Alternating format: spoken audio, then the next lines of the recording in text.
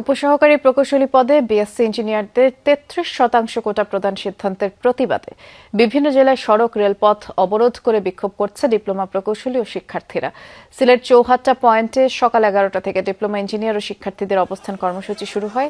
সড়ক অবরোধ করে তারা আন্দোলন করছিল। ঘণ্টাখানেক পর সেনাবাহিনী গিয়ে তাদের ছত্রভঙ্গ করে দেয়। সময় পাল্টা ধাওয়া দেয় শিক্ষার্থীরা। সেনাবাহিনী পিছু হটলে আবারও অবরোধ কর্মসূচি চালিয়ে যায় তারা। পরে সেনাবাহিনী এবং পুলিশ আলোচনার মাধ্যমে সড়ক থেকে সরিয়ে দেয় শিক্ষার্থীদের। গাজীপুরে সকাল 10:30টার দিকে মহানগরের ভুরুলি এলাকায় রেললাইন অবরোধ করে ডিপ্লোমা প্রকৌশলী শিক্ষার্থীরা। এতে ঢাকা উত্তরবঙ্গ রেলপথে ট্রেন চলাচল বন্ধ হয়ে যায়। দুটি ট্রেন আটকা পড়ে, যাত্রীরা পড়েন দুর্ভোগে। সহকারী প্রকৌশলী পদে 33% কোটা দেওয়ার প্রস্তাব অবিলম্বে বাতিল করার আহ্বান জানান আন্দোলনকারীরা।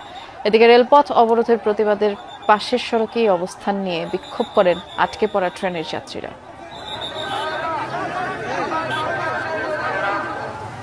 একই দাবিতে রংপুর ডিসি অফিসের সামনে প্রধান সড়ক অবরোধ করে ডিপ্লোমা প্রকৌশলী ও শিক্ষার্থীরা। বেলা 12টায় রংপুর পলিটেকনিক ইনস্টিটিউট সহ বিভিন্ন বেসরকারি ইনস্টিটিউটের শিক্ষার্থীরা মিছিল নিয়ে জড়ো হন।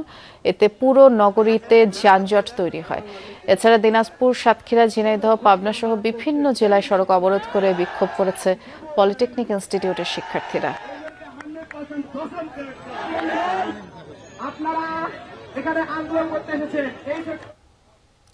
আমরা এই বিক্ষোভের আরো খবর জানবার চেষ্টা করছি। আমাদের সহকর্মীরা অপেক্ষা করছেন। শুরুতেই যাব গাজীপুরে, সেখানে আছেন সহকর্মী পলাশ প্রধান।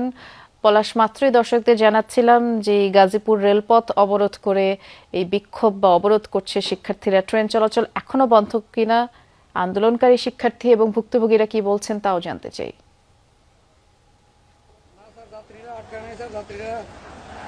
যাত্রীরা চলে গেছে স্যার, ওখানে একজন আর্মি সার্জেন্ট ছিল, আমাদের সাথে কথা বলছে, সমস্যা নাই।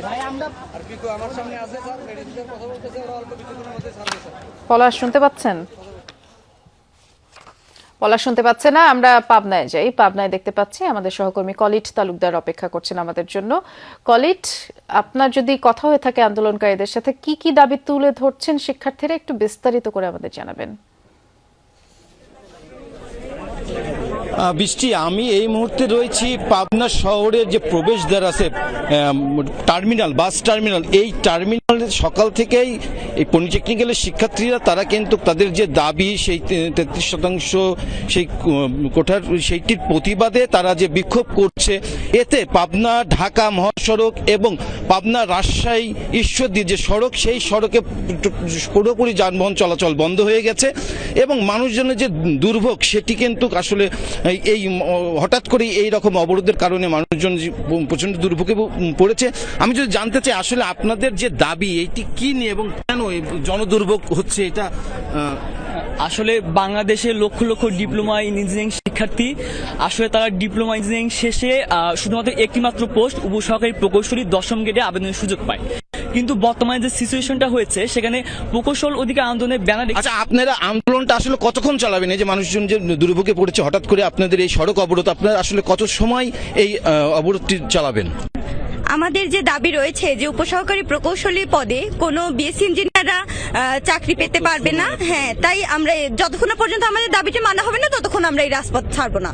এই বৃষ্টি, আসলে যে শিক্ষার্থীদের যেটি শুনছিলেন যে তাদের দাবি যত সময় মানা না হবে তারা কিন্তু এই যে সড়ক অবরোধ, সেই পাবনা ঢাকা মহাসড়ক এবং পাবনা রাজশাহী যে মহাসড়ক, এই সড়কটি তারা কিন্তু অবরোধ করে রেখেছে।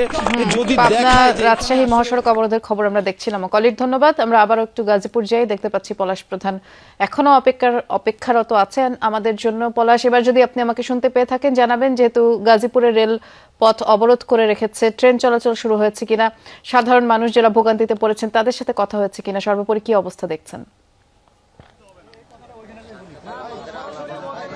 আসলে এখানে সাধারণ যাত্রী যারা রয়েছে তাদের সাথে কথা বলছি। তারা কিছুক্ষণ আগে এখানে একটি শাখা সড়ক রয়েছে, সেখানে অবরোধ করেছিল, যৌথ বাহিনী এসে তাদেরকে উঠিয়ে দেওয়া হয়েছে। তবে যে শিক্ষার্থীদের যে আন্দোলন সেটি কিন্তু একটি চলমান রয়েছে। আমরা এখানে আসলে এই আন্দোলনের নেতৃত্বে যিনি প্রধান রয়েছে, আমরা একটু তার সাথে কথা বলবো। আপনাদের বেশ কয়েকদিন যাবত সড়ক মহাসড়ক অবরোধ করে আসছেন, আজকে রেল অবরোধ করেছেন। আসলে কতক্ষণ নাগাদে এই রেলটি ছাড়া হবে বা আর কোনো এই আন্দোলন আছে কিনা আপনার? যে আজকে আমরা হচ্ছে যে আমাদের যে 10ম গেট, সেখানে বিএসসি প্রকৌশলীতে 30% 5% কোটার যে দাবি যে সুপারিশ করা হচ্ছে সেটার বিরুদ্ধে আজকে আমরা সারা দেশের সর্বাত্মক সড়ক ও রেলপথ অবরোধ কর্মসূচি ঘোষণা করেছি যতক্ষণ পর্যন্ত না এই সুপারিশ বাতিল করা হবে এবং এই সুপারিশকারী একপাক্ষিক কমিটিকে বাতিল ঘোষণা করা হবে ততক্ষণ পর্যন্ত আমাদের আন্দোলন আসলে অব্যাহত থাকবে।